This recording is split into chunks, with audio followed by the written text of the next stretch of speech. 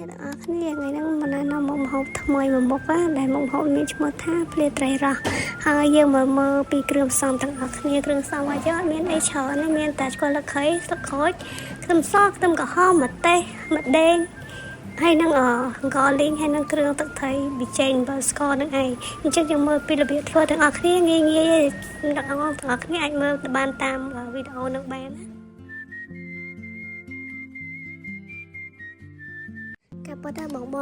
វីដេអូនេះខ្ញុំបានកាត់ចោលកន្លែងដែលខ្ញុំភ្លាសសាច់ត្រីនៅហើយយកទៅចាក់ទឹកសូដាត្រាំទឹកកកហើយច្បាច់ទឹកវាចេញតែស្អីខ្ញុំខ្លាចវីដេអូនឹងវាវែងពេកចុះអញ្ចឹងបងអាចធ្វើតាមវិធីនឹងបានណាឥឡូវយើងចាប់ផ្ដើមដាក់គ្រឿងផ្សំចូលទាំងអស់តែម្ដងហើយយើងភ្លក់មើលតាមចំណង់ចំណូលចិត្តរបស់យើងទៅហើយបន្ទាប់មកចុងក្រោយគេគឺអត់មានអីពិបាកទេយើងគ្រាន់តែភ្លក់មើលល្មមហើយយើងដាក់បន្លែចូលតែម្ដងទៅរួចជាការស្រេចឥឡូវយើងបានព្រាត្រីរ៉ស់មួយចានដែលឈ្ងុយឆ្ងាញ់ហើយបងអញ្ចឹងយើងគ្រាន់តែធ្វើការដួសដាក់ចានហើយដែលក៏វាតាមអ្វីដែលបងអាចធ្វើបានទៅជាការស្រេចអរគុណច្រើនបាយបាយ